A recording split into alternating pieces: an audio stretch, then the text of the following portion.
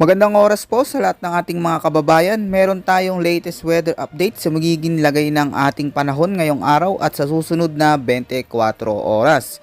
Ano nga ba ang inaasahan nating magiging panahon ngayong araw mga kababayan at may namomonitor na nga ba tayong pamumuo ng sama ng panahon o bagyo na posibleng pumasok sa loob ng ating area of responsibility sa mga susunod na araw? Alamin po natin lahat yan ng sabay-sabay mga kababayan dito po sa ulat panahon ko ngayong araw na ito.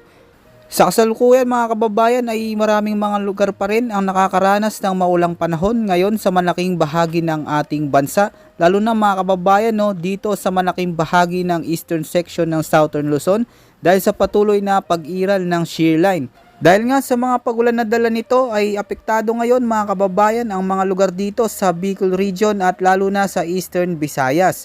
Dahil dito ay makakaranas ng maulap hanggang sa madilim na kaulapan na sinasamahan ng mga pag-ulan, pagkulog at pagkidlat lalo na pagsapit ng hapon at gabi.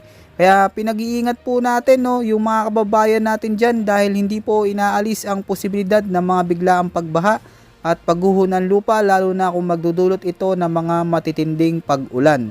Samantala mga kababayan, itong northeast monsoon naman ang malaking nakakaapekto dito po yan sa mga lugar sa Apayao, Cagayan Valley, kasama na rin ang Mountain Province. Dito din mga kababayan sa may Kalinga, sa Ilocos Region, Central Luzon at sa nalalabing bahagi ng Cordillera Administrative Region. Kaya asahan po ang mga lugar na ito ay magiging maulap hanggang sa madilim na kalangitan na may mga pag-ulan, pagkulog at pagkidlat lalo na pagsapit ng hapon at gabi.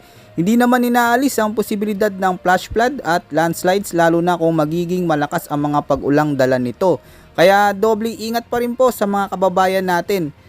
Dito naman sa Metro Manila at sa may Bicol Region pati na rin sa Quezon at natitirang bahagi ng ating bansa mga kababayan ko ay makakaranas ng bahagyang maulap hanggang sa maulap na papawirin na may isolated rain showers at thunderstorms pagsapit ng hapon o gabi.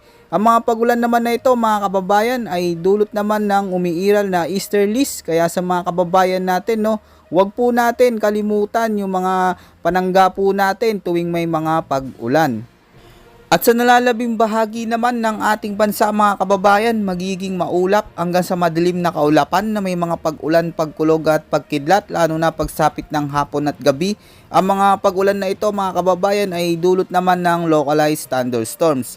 Samantala mga kababayan marami po sa atin ang nagtataka at nagtatanong kung may bagyo ba, bunsod nga ng sunod-sunod na pag-ulan. Sa kasalukuyan mga kababayan ko, wala pa po tayong namomonitor na anumang sama ng panahon o bagyo sa loob at labas ng ating Philippine Area of Responsibility. Kaya magandang balita po yan mga kababayan. Bukas naman mga kababayan ko ay asahan pa rin na magiging maulan ng panahon sa malaking bahagi ng ating bansa dahil sa patuloy na pag-iral nitong localized thunderstorms at shear line sa ating bansa. Kaya importante po na huwag nating kalimutan palagi na magdala ng payong mga kababayan bilang panangga sa mga biglaang pag-ulan at maigi po na lagi tayong handa mga kababayan sa tuwing nakakaranas po tayo ng malalakas na pag-ulan.